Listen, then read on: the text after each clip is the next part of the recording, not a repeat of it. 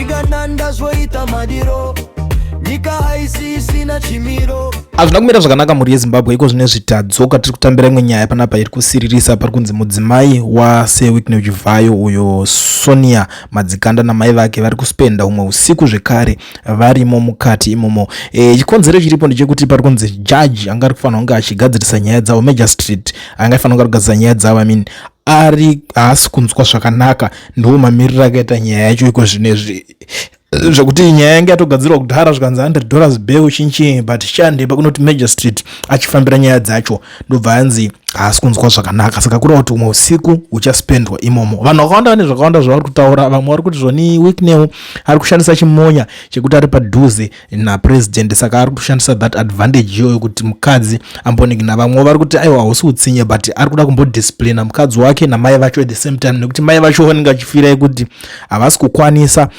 kutsura mwanasikana wavo, saka vanenge vakunzi next time vakanzwa akuda kuita nyaya dzake idzodzidzi dzinenge dzekwa Wicknell vanokwanisa kumhanya kuti vange vachiita se vachimubata. Nyaya iri panapa mhuri yeZimbabwe ndo mamiriro yakaita magistrate force iwo as Sonja Madzikanda and her mother spent another night behind bars. Harare businessman Wicknell Chivayo's ex-wife Sonja Louise Madzikanda and her mother Tabitha Madzikanda will spend another night in custody after their anticipated bail failing to take place in court today. The court heard that the magistrate expected to deliver the ruling was unwell, forcing the matter to be postponed to tomorrow morning. The pair is facing cyberbullying charges after allegedly unlawfully accessing the complainant's mobile phone and downloading photographs involving South African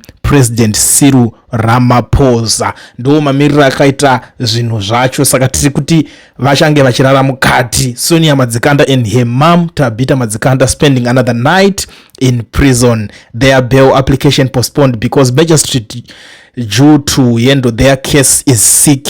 They are accused of using AI to falsify a meeting between Wicknell Chivayo and President Cyril Ramaphosa. Ndo nyaya hombe yavari kunzi vari kukwarira ipapo, saka zvichakadaro nyaya iyoyo haina kupera zvakanaka, vave kurara futi varimo mukati. Nyaya dzimuri yeZimbabwe ndo mamiriro dzakaita. Ndichange ndichizodzoka nedzimwe time and again kana tichinge tazonzwa dzimwe dzinenge dzichitaurika, asi for now ndangoti ndingouya ne this short update kuti ndikuzivisei kuti zvinhu zvazofamba sei.